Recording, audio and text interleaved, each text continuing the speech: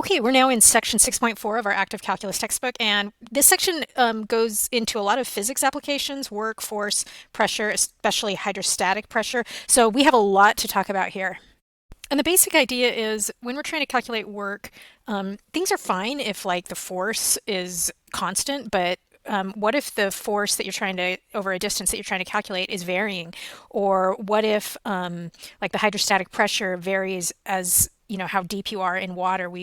That definitely is true. And how would that hydrostatic force be impacted? And because these things are all varying, you know, constantly, and we have to be able to find a way to calculate these things when so much is changing instantaneously. And that's where calculus comes in, and that's where calculus is a huge.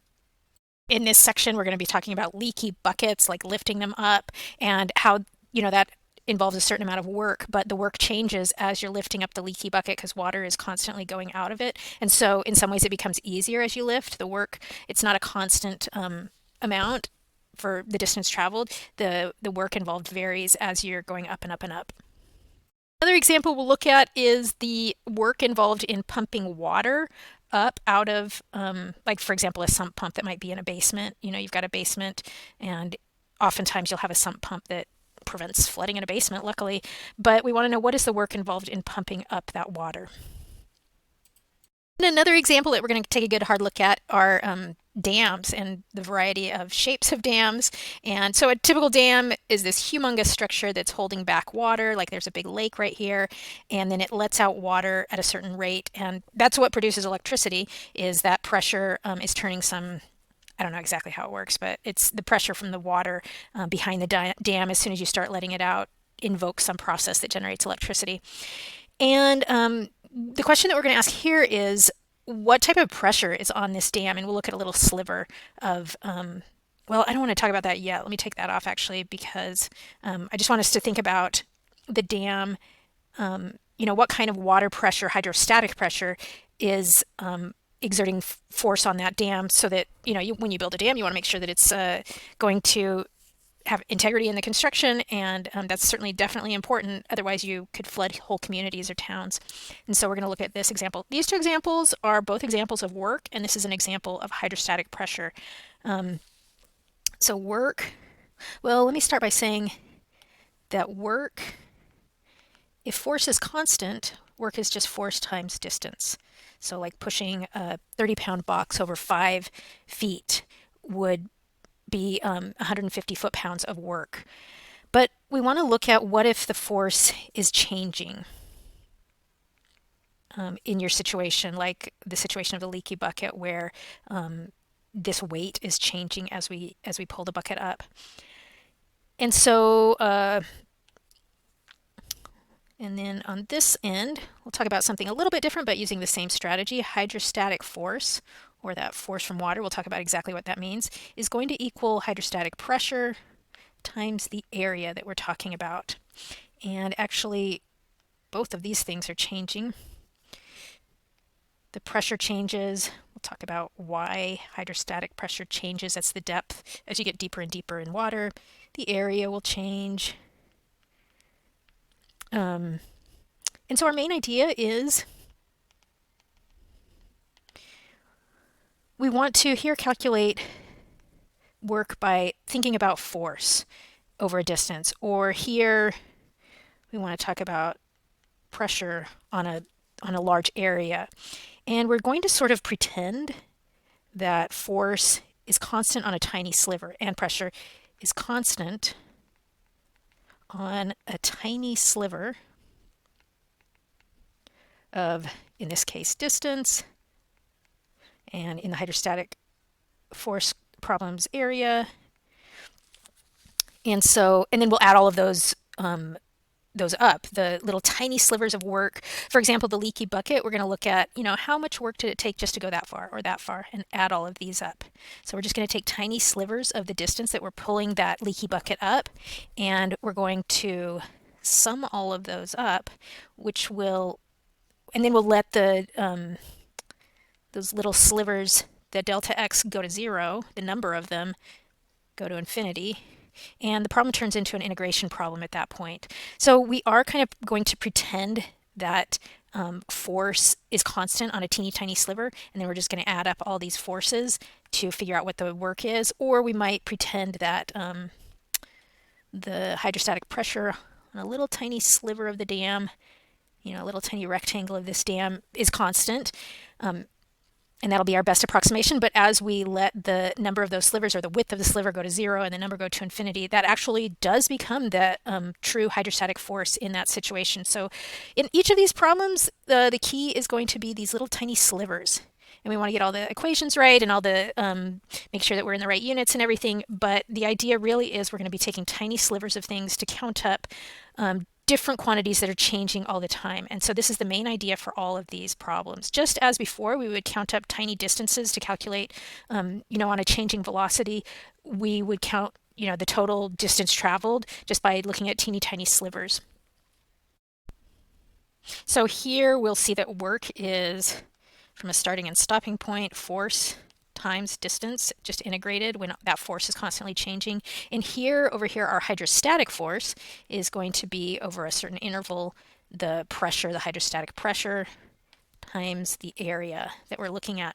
These are our two main ideas in this section. We'll see a few different examples of this, and this one definitely has a lot to do with dams of different shapes and sizes, but we'll see other objects besides dams. So these are work problems and hydrostatic force problems. Okay, let's take a look at some work examples, and we'll say the first one has to do with a bucket full of water. So in this case, a bucket full of water weighs 20 pounds. How much work is required to pull it up out of a well, for example, 50 feet? So pounds are a unit of force, and then we have this distance. And we're going to, this is actually a pretty basic example requiring no calculus because the force is staying the same. So we're starting out a little bit easy, but we just want to make sure that we have a good foundation. So work in this case is force times distance. And because the force is constant, this is not a leaky bucket, it's just staying 20 pounds. This is a pretty basic example. This will be 20 pounds times the 50 feet it travels, and that's 1,000. We call them foot-pounds. That's the unit of work in this case. And actually no calculus required for this. Let's look at one other example before we dive into the calculus. Okay, this time how much work is done lifting a 1.2 kilogram book off the floor to put it on a desk that is 0.7 meters high. Acceleration due to gravity is 9.8 meters per second. Okay, so this looks a little bit more complicated because why the heck did they tell us about the acceleration due to gravity? The reason is because this 1.2 kilograms is not a force, it's a mass. So when we're talking with pounds, these are like English units or imperial units, and they're a little bit nicer because the force is already baked into it. But here we only have a mass, not a weight, so we have to think about how we're going to deal with that. And we'll remember that work, of course, is force times distance. And in this example, no calculus required because our mass is staying constant, so our force will stay constant. And so we have to use the fact that force is mass times acceleration due to gravity. Okay, that shouldn't be too bad. We just need to sort of make sure that this gets in the process as we're going. So work is still force times distance. Nothing is changing or varying at this time. So work is mass times acceleration, that's our force, times distance. So this is 1.2 kilograms times 9.8 meters per second squared times 0.7 meters. This is 8.2 kilogram meters per second squared times meters, and this is 8.2 Newton meters. This is just a unit of work in the metric system, so Newton meters, this is a Newton, and we still have a meter over here, so these are Newton meters. I'm pretty sure another word for this is 8.2 joules. Okay, so this is a very basic example, also a very basic example, but we have to recognize that this was in English units, this was in metric units. When we're given a problem in metric units, there's usually a little bit more to it because we have to think through what the force is, using this formula here. But otherwise, pretty basic, everything stays the same. Okay, let's jump into the calculus where things are going to start varying. Okay, our first real calculus problem, a leaky bucket is hauled up from an 80-foot well. Okay, leaky bucket, that's why it's calculus. When lifted from the water, the bucket is 40 pounds. So as soon as it's at the bottom of the well, at the bottom of the well is the end of the water. But after it leaves the water, we're going to lift it up 80 feet. So when lifted from the water, the bucket is 40 pounds. But at the top of the well, so 80 feet later, the bucket weighs only 25 pounds. It lost water at a constant rate. Okay, that's pretty nice because even though that force, that weight is changing, it's changing at a constant rate. So that is the most basic type of change that we could ask for. That's pretty nice. How much work was done? Okay, so we are going to remember that work is force times distance in general. And we're going to say, okay, work is every time we lift the bucket just a teeny tiny bit, the force changes because it keeps leaking water out. So it becomes easier and easier as we're lifting it up. But I do know that I'm going to be going 80 feet up, and I need to count up all my little forces over probably a little distance. Like I'm going to just take these little slivers and we'll call it H. So I'm going to take my height as very teeny tiny little bits of height, and I'll try to think of what the force on that particular height would be, and then I'll add them up and integrate them, and that should be our overall work. Another way to think about this is the force based on the height. So at a height of 0, the bucket was 40 pounds. And then we also know that by the time we have pulled it up 80 feet, that the force, that weight of the bucket is just 25 pounds. So we started at a distance or a height of 0. We're at the bottom of the well and the bucket is 40 pounds. We ended at a height of 80 and the bucket is now 25 pounds. And we know that we're losing water at a constant rate, so this is a straight line here. It's probably a good idea to find what the equation of this line is because we need to have some way to express force, and this is describing force. This is not too bad. We know that we can use just slope-intercept form of a line. So slope is, let's see, 40 minus 25. Difference of the y's over the difference of the x's, and that's negative 0.1875. And so force is our slope times our input variable h plus our y-intercept 40. And this is a pretty important equation to figure out because this will describe the force at any height h. This is just coming from like y equals mx plus b slope-intercept form of a line. Okay, well the nice thing is this is the force that we were looking for any height, and we're measuring it on teeny tiny slivers and then adding them up, so that will give us the total work done. So the force at any point h is negative 0.1875 h plus 40. And then this is the distance that we're traveling here. We add all of these up, and this is the work done to bring the bucket up. All 80 feet, but kind of just a little sliver at a time so that we can say, oh, the force is this. And that equals, if we do that integral, I just did it on Desmos, it's 2600, and the units are foot-pounds. That's a unit of work when we're working with English or imperial units. Okay, I have one that I want you to try. This is a problem that you should try to figure out on your own. There's another leaky bucket. It's going up 80 feet. Okay, that's nice. We just did that. Its weight above water is given by this function, b of h equals 25 plus 15e to the negative 0.05 h. So this is a little different. Here we had more of a constant way that the bucket was leaking, but here it's leaking pretty crazy. What is the work required to lift it 80 feet? Okay, so you try this one, and then we'll check back in.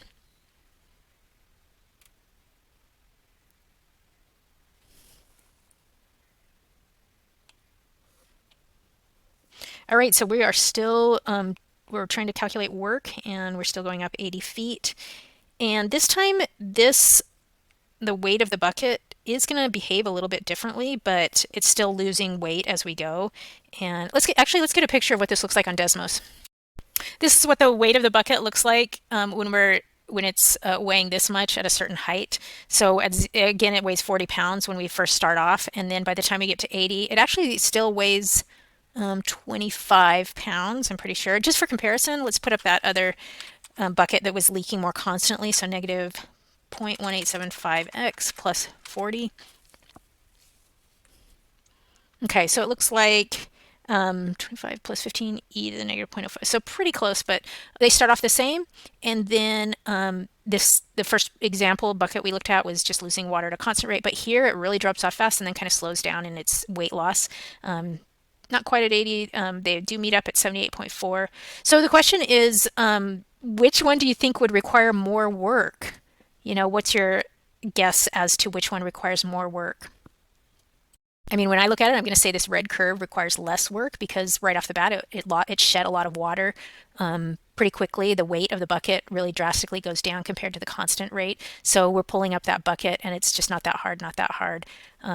Eventually, the first bucket becomes less hard, just those last 2 feet. But all this time, the red bucket was really less work to pull up. So we should expect that the work involved, I mean, this weight was smaller for so much of the journey. So we should expect that the work involved will be less for this second example. And so again, our force we know is going to be given by this formula 25 plus 15 e to the negative 0.05 h. And our distance is just the little, change in distance each time. And we predict that this will be smaller than 2,600 foot-pounds. And when we put it into Desmos, that is the case. This integral is equal to 2294.51 foot-pounds. So if you're given a choice to lift up a bucket that's doing this as opposed to doing this, definitely choose this one. It's going to be less work for you. Okay, we're about to step into still some work examples, but they're a little bit different and things get counted a little bit differently. So whereas we have been like lifting these leaky buckets and we were taking little tiny slivers of height as we go and seeing what the force at each height was and just adding them up in an integral. So in this example, the delta x, or this guy, shows up in distance when we're counting the distance. But we're about to look at some examples where I think the first example we're going to look at is you have a tank of water and it's shaped like a cone, and we're trying to figure out, what is the work done to pump out some water. So we've got to pump it out. And this time, as we're pumping water out, we're going to count things a little bit differently, but still little slivers of things. So here again, we know that work is the integral of force times distance. But in these examples, the delta x, or the dx, we're going to approach it a little differently. And so I just wanted to highlight that. We're going to, if we're trying to lift some water or pump out some water, no, I don't like that. This time we're thinking of, okay, if we have to lift up all this water, what does it take to, I'm going to take just a little sliver of water, and what does it take to lift this guy all the way up and out? Or this guy all the way up and out? Or this guy all the way up and out? So this time our little slivers are not like little tiny distances that an object is moving up. It's little tiny objects that are moving up all the way. So this is counted differently, and in these cases, the delta x is actually going to show up, right here. We're going to have a little delta x, and that's going to be a part of our force calculation, because force is going to be, oh, I'm kind of interested in what the volume of this is, and or the weight of this little disc is. That's going to be related to the force of that little disc. And distance will not be calculated with delta x's. It'll be calculated differently, like we might be moving it up, x units or 10 minus x or something like that. So I just wanted to highlight that because that is potentially confusing, where the delta x isn't necessarily always just counting your height for you. In the cases that we're just about to look at, the delta x's are a part of the force calculation. All right, let's jump into the example and you'll see a little bit more what I'm talking about. Okay, in this example, we have a frustrum full of water. So a frustrum, you may or may not remember, is like a part of a cone where maybe the pointy end got chopped off. So we have a frustrum full of water. Find the work required to lift all water out of the tank. All right, this sounds like a great problem. We're going to need a little more information. So I'm going to draw a diagram for you of the frustrum. Here is our frustrum. It's, if it kept going, it would be a cone, but that part got chopped off. So this is a reasonable thing that could hold water, I guess. It's the right shape. And we do know that the radius at the top is 6 feet. The radius at the bottom is 3 feet. And the height of the frustrum is 8 feet. And so our job is to find, and it's full to the brim of water, and we got to pump it out. So all the water has to be lifted out. And we are going to be thinking of this as, so first of all, the water is all the way to the top. But we're going to be thinking of this problem as, imagine a typical little slice of the water. So if we had a million bazillion of these, we could have added them all up and they would equal the height or the volume of this water. But we look at a typical slice of the water. It's going to have a little tiny bit of depth. So this will be like a dx or, and then this area will have this volume. And this, we're going to figure out how much that weighs. And then that will be our force. And then we're going to lift it out of this 8-foot tank. So the first thing that we probably need to know is how much does water weigh? And we know that water, well, had to look it up or they have to tell us. Water weighs 62.5 pounds per cubic foot. So if you think of a cubic foot, that's like 1 foot by 1 foot by 1 foot. And if you had that volume all full of water, it would be 62.5 pounds. That's pretty reasonable. Water's kind of heavy. Okay, so if we could figure out the volume of this little slice and then multiply it by 62.5 pounds per feet cubed, then that would be our force. That would be how much this guy weighs. And the weight of this disc is its force. And then we will add up the distance that it has to travel. And this disc has to travel differently than this disc. This disc down here has to travel a longer journey. And this disc up here will travel a shorter journey. So I'm going to move my figure down a little. We are going to label things. Oh, darn it. We're going to label things in a way that will be most helpful to us.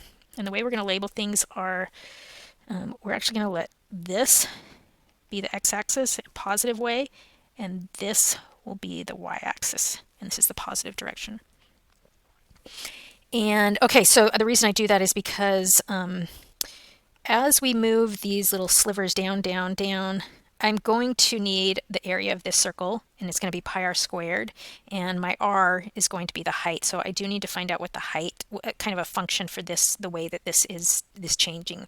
And so this is a really helpful way to label our axes. Okay, this point right here with the axes that we have, this is the point, let's see, we've gone 8 and we're up 3. So you have to remember that this is 0, 0. We've gone 8 feet in the positive x direction, because that's how tall the frustum is, and we've gone 3 feet up in the positive y direction. And then this point up here has an x value of 0 and a y value of 6. So we can definitely find an equation for this guy, which will help us be able to calculate radiuses, which we need for the area. Okay, so, well, let's do that. Let's find that line. The slope is the difference of the y's, which is 6 minus 3, over the difference of the x's, 0 minus 8. So that will be negative 3/8. And so we'll say y equals negative 3/8 x. That's the slope, and the y-intercept is 6. So this gives me the height, or really the radius of any little disk that I want all along the way. Our general strategy will be this. We want we want to calculate the work that's required to lift all that water out. It will be from some starting point to some stopping point.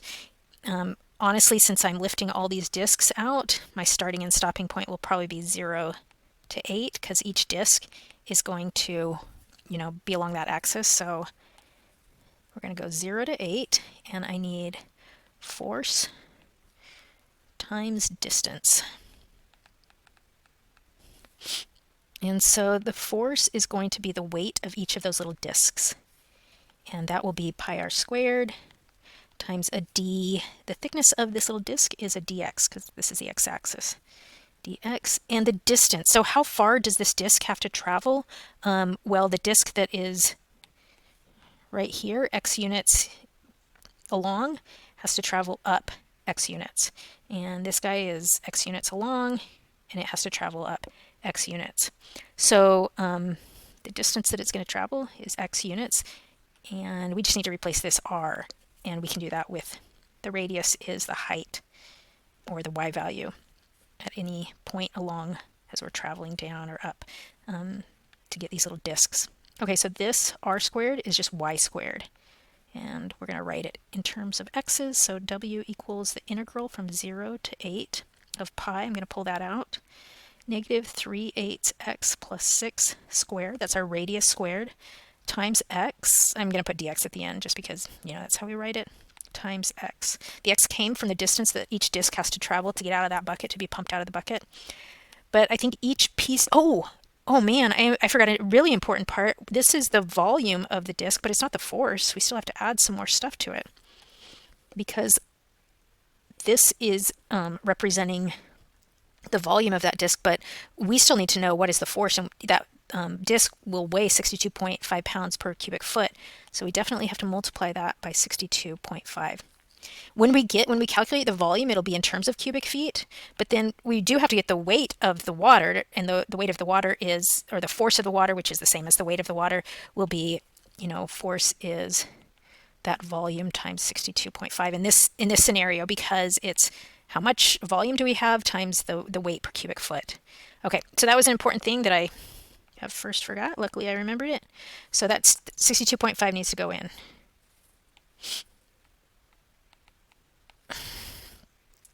Don't really need that. 62.5. Okay, now I think we have everything that we're supposed to have. We have our pi r squared, that's the volume, times the weight of a cubic foot of water.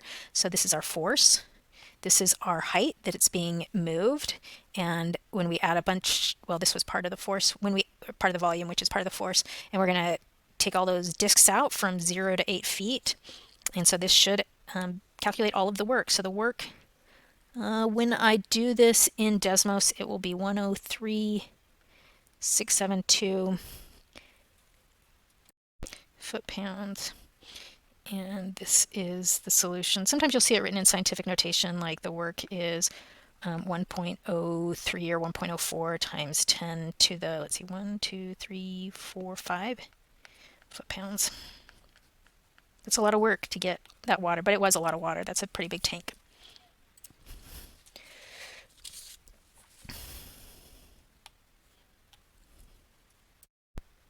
Okay, here's another problem to try. Say that it's only full to 6 feet, like it's not full all the way. How much work to lift just the first 4 feet of those 6 feet? So how much work to lift the first 4 feet of our 6 feet? Try this one on your own and see if, just take a few minutes to try this.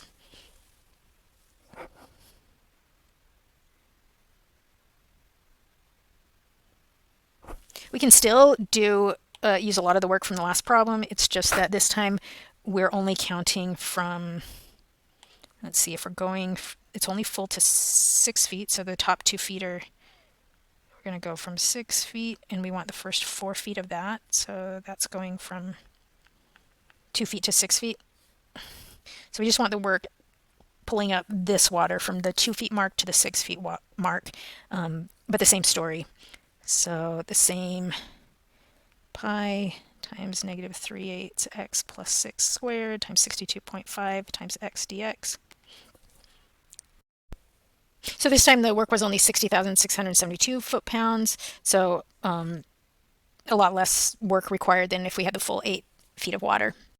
So just as a reminder, in this example, these first examples, the delta x came about because that was part of the distance. But in these examples, the example that we just did, I guess it wasn't a cone, it was a frustrum, but still the delta x comes up in the force part of the equation. It was helping us to get the area and then volume. Well, it was helping us to get the volume of this disk, which we multiplied by 62.5 to get the force of this disk, the weight of this disk, and then distance was calculated really just with the variable x. Okay, this is another work example, and we're still pumping water out of a tank. This time a tank has the shape of an inverted circular cone with height 10 meters and base radius 4 meters. It is filled with water to a height of 8 meters. Okay, so even though it's 10 meters tall, it's only going to go to 8 meters. Find the work required to pump all the water to the top of the tank. And then they tell us the density of water is 1,000 kilograms per meter cubed, and acceleration due to gravity is 9.8 meters per second squared. So I'm getting a little scared that they're giving us all this additional information.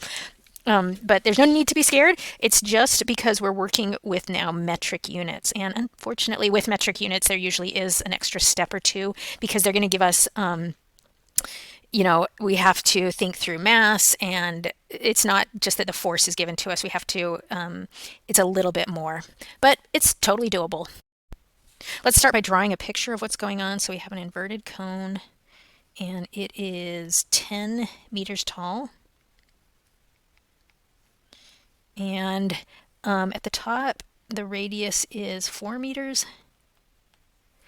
And we know that the top 2 meters actually don't get used. There's no water until right here. So it's full. The bottom 8 meters are where we're filling up. And okay, so this is our picture of what's happening. As in the last example, we're going to take a typical, little slice of water, and we're going to find out, well, how much work does it take just to get this water up and out, or up to the top of the tank? And then we're going to add up the millions and billions and infinite number of slices along the way, and that will give us the amount of work that was required to take the whole bunch of water up and out. And so we're definitely still working with the idea that work equals, because the force is keeps changing because the amount of water along this distance keeps changing. So this is force times distance, but we're going to add up these little slivers. We will again take this to be the positive x-axis and this to be the positive y-axis. It probably is a good idea to find out how the area of this is going to change. If we can find out how much each of these little guys weighs, that will tell us the force, and then we'll just then talk about what the distance getting them up and out would be. And yeah, so there's different ways you can do this. You could do this with similar triangles to kind of evaluate the radius at each way. The way that we did it before was with, just getting an equation for this line, for this y value. So maybe we'll do that again. This is the point 0,4, and this is the point 10,0. And so the slope of that line, I'm talking about this line here, which will give us the radius at any point that we ask for it. The slope is negative, let's see, 4 minus 0. Let's do it like this, 4 minus 0 over 0 minus 10, which is negative 2/5. So y equals negative 2/5 x plus our y-intercept, which is 4. Okay, so this is a pretty important part of finding the volume of this guy. And so we're going to take the integral.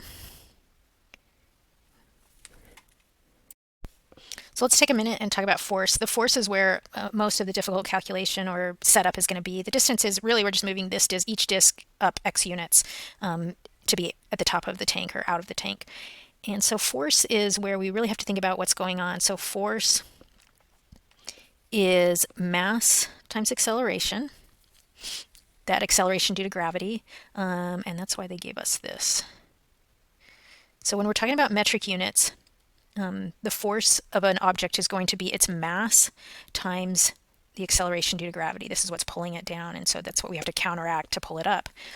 And then mass, if you remember from last unit, mass is the volume times the density, and so that's why we were given this. So the force will equal volume times density times acceleration due to gravity.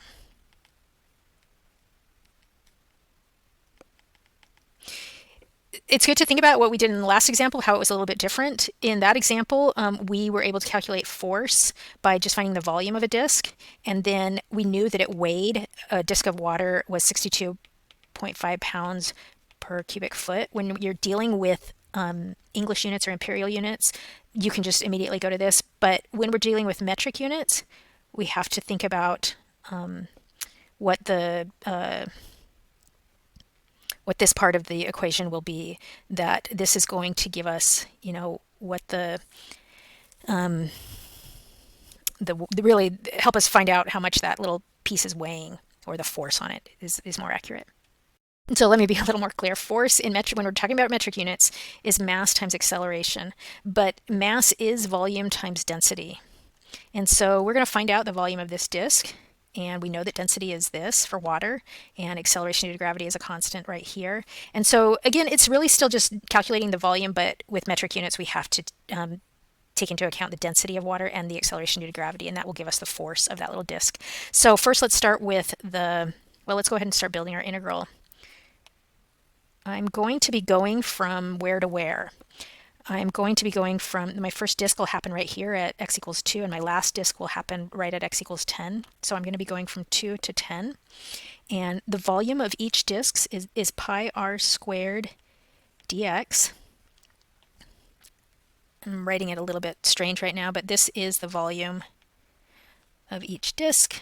And the density is 1,000 kilograms per meter cubed. So this is the density of water. And then we're going to multiply that by the acceleration due to gravity, 9.8 meters per second squared. Okay, all of this, so this was acceleration. Some books will call it A, some books will call it G. But all of this is just our force of that disk. And then we're going to multiply that by the distance that that little disk has to travel, and it has to travel x units. That's why we, to make that simpler, that's why we did our axes this way. And you'll probably do it in these pumping out problems the same way. So distance is just Rx. Obviously, we're going to move some things around because the dx does need to come last, so work will equal, well, let's pull out some constants, 1,000 pi from 2 to 10 of our radius squared. We don't want to use r, so we'll use, the radius is y, and since we're counting things up with x's, 2/5 x plus 4. Oh, I guess we have a 9.8 also. So we'll call this not 1,000, but we'll call it 9.8 times 1,000, which is 9,800. And let's see what pieces we have so far. We have our pi, our r squared. I definitely need to square this. Can't forget that. Pi r squared dx I'm going to put at the end. Pi r squared dx, 1,000 is there, 9.8 is there. We still need to include this guy, times x. Okay, so this is counting up all of the work. We are really counting up little bits of work that are done to take this disk up, and then we count up the work to take this disk up, and we're adding them all together. This ends up being, I think it's about 3.36 times 10 to the 6th, and the units are Newton meters. So what we were really doing is counting up from 2 feet to 10 feet. We wanted all of the work, and it's just counting up all a million times or an infinite number of times the work to move a single disk up. And when we work with metric units, we do need to keep this in mind, that that's going to be an important part of metric units. Now we move on to hydrostatic pressure and force. This is sort of the part 2 of this section. It's definitely related to what we've been talking about, but it's very different. It's kind of a whole different concept. So imagine that you're swimming in a pool submerged. And when you're swimming like near the top, you might feel a little push from the water that's on top of you. So you feel a little push from the water above you. So it maybe is like this, like you're swimming in this pool and you're pretty close to the top. You're maybe just right here swimming along. But if you're, as you go deeper, you feel more pressure, right? Your ears might pop, or you just might feel your whole body feels kind of squeezed. So when the pool water's right here, but you're maybe all the way down here, swimming along, that weight of the water is causing a different sensation for you. So down here, you definitely feel different than when you're just sort of on the surface. And the whole reason is because here you have this sort of big column of water which weighs a certain amount that's resting on top of you. That pressure is resting on top of you. But when you're near the surface of the earth, of the water, you just have a little tiny bit. This is the concept of hydrostatic pressure. So hydrostatic pressure. And hydrostatic pressure, as you move down in water, is not constant. It increases with the depth of the water. Yeah. So this is why it comes up. So it increases with the depth of the water. This is why it comes up when we're talking about dams, because dams, they're facing all this water that's touching them, and they're going to feel pressure from the water. But the pressure from the water sort of near the top is actually a lot lighter than the pressure that they're feeling from the water at the bottom. And so the pressure that a force exerts on a region is measured in units of force per units of area. So the pressure a force exerts on a region is measured in units of force per units of area. So pressure is definitely related to force. It's force per area. Pressure is force per area. So hydrostatic pressure will be hydrostatic force per area. Another way of thinking of this is the hydrostatic force like on a dam, is going to be the hydrostatic pressure times the area that we're looking at. Another important fact that we'll use in these examples is, again, that water weighs 62.5 pounds per cubic foot. So a column of water, like this guy right here, say that it was, 1 foot by 1 foot, and then this depth here, it'll be 1 foot by 1 foot times the depth. So a column of water that is 1 foot long and 1 foot high, and then deep, d feet deep, that will weigh 62.5 pounds. Okay, let me correct what I just said. If you have 1 foot by 1 foot and then 1 foot deep, it would be 62.5 pounds. But when we have d feet deep, it's actually 62.5 times d pounds. So that column of water will weigh 62.5 times however deep you are, that many pounds. And so that's something that we'll definitely use as we are calculating this hydrostatic pressure and then the hydrostatic force. Okay, a dam has the following shape. That looks like a dam to me. Find the force on the dam due to the hydrostatic pressure. So we're looking for force, hydrostatic force, if water level is 4 feet from the top of the dam. Okay, and we do know a few other things about the dam. We know that it's 50 feet across and at the top and 30 feet across at the bottom and 20 feet high. So I'm going to do, how we're going to approach this is we're going to, remembering that hydrostatic force is pressure times area, we will look at the pressure on a little tiny slice. The pressure is changing because of what we just talked about, how the pressure up here is a lot less than the pressure down here. So the pressure is varying as we go from top to bottom. But what we're going to do is just say, okay, well, let's just look at a little tiny slice. Let's find out what the pressure is right here and what the area is right there. And then we'll just sum it up, an infinite number of those, and that will tell us the force on the whole dam. And at this point, I want to pause and explain something because there's one thing that was always confusing to me about hydrostatic pressure and force. And so I want to talk about that for a minute.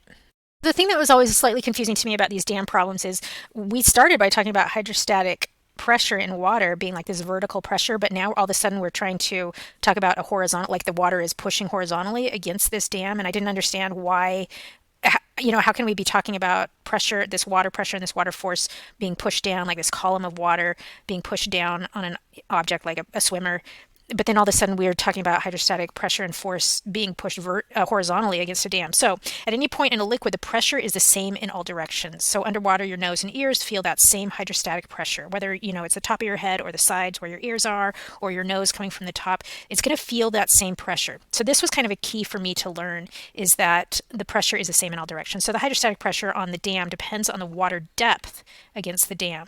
It only depends on that water depth. Even though the water's weight is a vertical concept, the pressure resulting from that weight pushes in every direction. So the dam is feeling it. The dam is feeling that pressure horizontally, even though it's a vertical concept. On a vertical dam, this means that all the pressure pushes horizontally against the wall. Okay, so let's go ahead and calculate this, remembering that with our dams, with the hydrostatic force and hydrostatic pressure, force is the integral of pressure times area.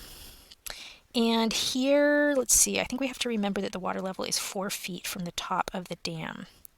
Okay, so we are going to, once again, use our x and y. So this will be a positive x-axis, and this will be going that direction, a positive y-axis. This just enables me to kind of come up with an equation for this guy right here, because I need to know how the area is changing. And we know that this point right here is the point 20. We've got 20 units on the x-axis and 15, because that's half of the 30. This point right here is the point 0 on the x-axis and 25 on our y-axis because of the way I've set it up. And so calculating this y value for every x value, the slope is difference of the y, so 25 minus 15 over 0 minus 20. That's negative 1/2. So y equals negative 1/2 x. plus our y-intercept, which is 25. Okay, so this will be the height at any point x, the way we've set it up. So let's talk about the pressure. So hydrostatic pressure will be 62.5 pounds. 62.5 pounds, and then how deep it is. So the depth here is x minus 4, actually, because we cannot count the first four. The first 4 feet do not contribute any pressure. There's no water up there, and so as soon as you get on x equals 4, that's the first time you feel any hydrostatic pressure. So this is an important point to make, that you can't just be counting your depth as x minus 4. We are going to go from, we're going to calculate the whole pressure of the water that's touching the dam from 4 to 20, but you can't count anything in this region because there's no water that's exerting any pressure on the dam in here. So we go 4 to 20, and the very first time that we feel some pressure is right as soon as we tip past the 4 feet mark. So that's why at 4 feet there's really no pressure, because that's like the very starting point. But if we were to get calculate at 4.1, we would start feeling that hydrostatic pressure. So the hydrostatic pressure is represented right here. So this is the pressure, and then the area is going to be, remember we're looking at this as a two-dimensional thing right now. So we need the length of this little rectangle times its height, and its height will just be dx. And the length of the rectangle will be, we'll get it from right here, so that's negative 1/2 x plus 25. But we need 2 of them because that's just counting this right here. So we need to double that to get the whole length right there. Okay, so we're going from 4 to 20. This is our pressure. This part is our area, surface area. And then we're just going to integrate it and find out what that hydrostatic pressure is.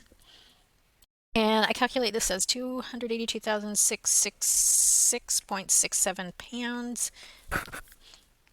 Forces, the unit on force is pounds, and so we could say that's 2.83 times 10 to the 1, 2, 3, 4, 5 pounds.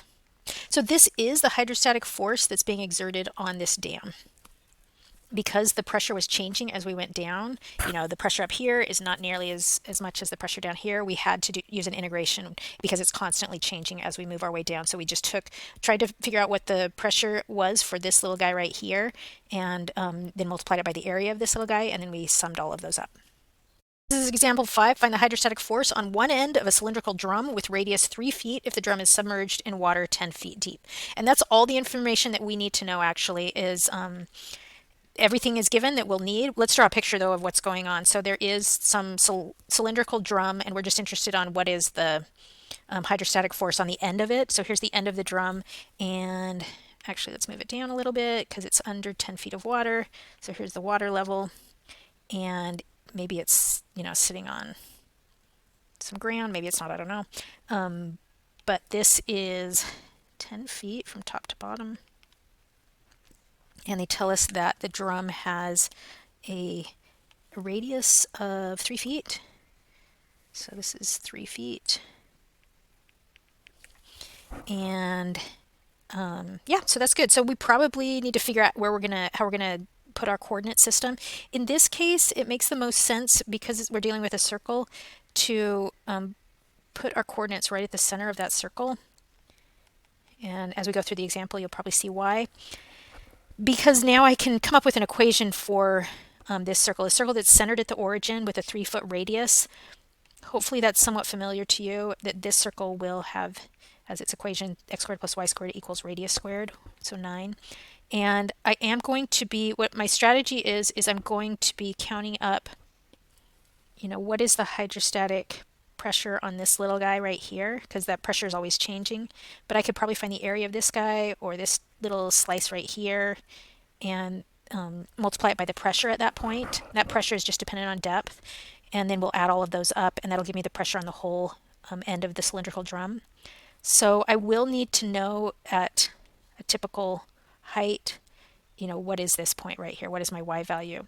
And so I'll look at this, and if y squared is 9 minus x squared, then y is the square root of that. Okay, so this is important. This gives us what the height of that rectangle is, I'll just double it, and then we have a little dx. So force is, we'll worry about the endpoints in a minute. We're going to add up pressure times area. We've just kind of figured out what the area is going to be.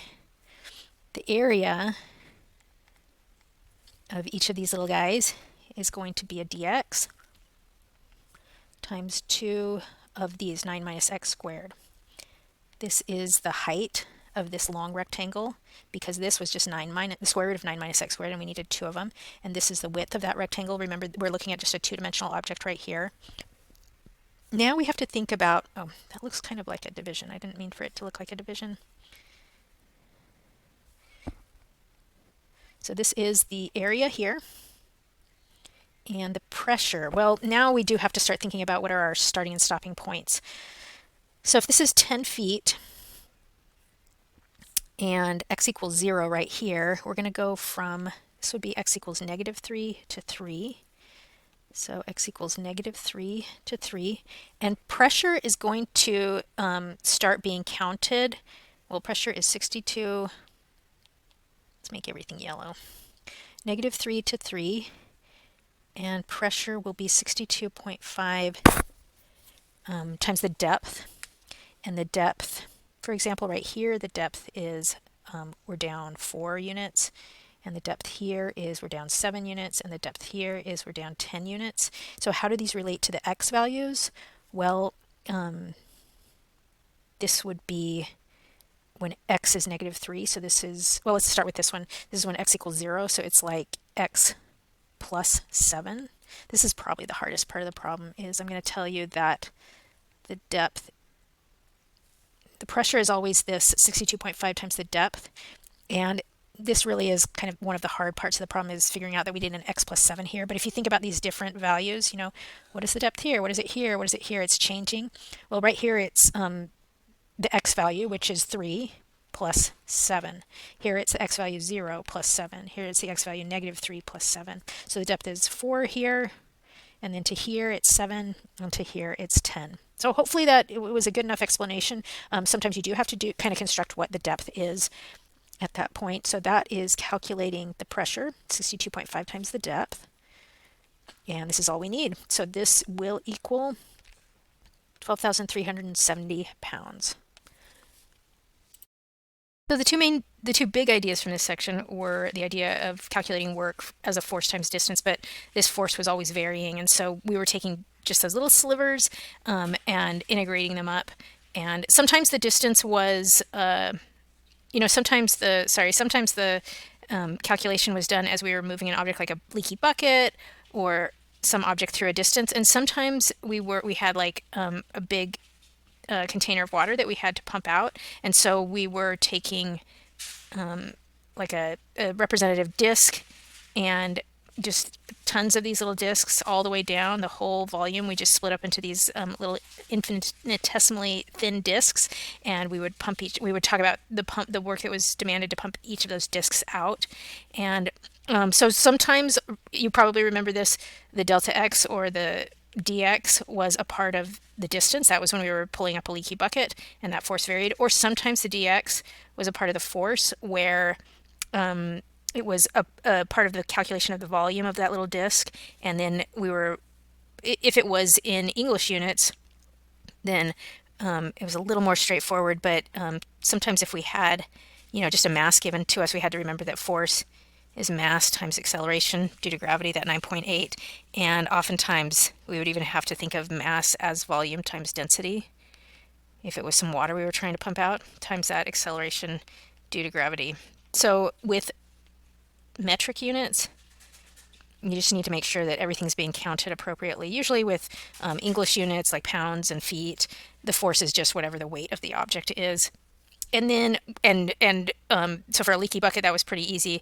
For the water being pumped out, we had to remember that for English units, water was 62.5 pounds per cubic foot. Okay, so those are just some little parts. But the basic idea with work is that you're integrating varying forces over a distance. Hydrostatic force, this is where we were calculating like objects that are submerged in water, what the hydrostatic pressure on those times the area, how that would sum up to calculate the hydrostatic force. And this, we have to do it this way because hydrostatic pressure changes depending on the height that you are at, or the depth of water that you're at. So this changes with water depth, and that's why we can't just do a straight calculation. We have to do an integral.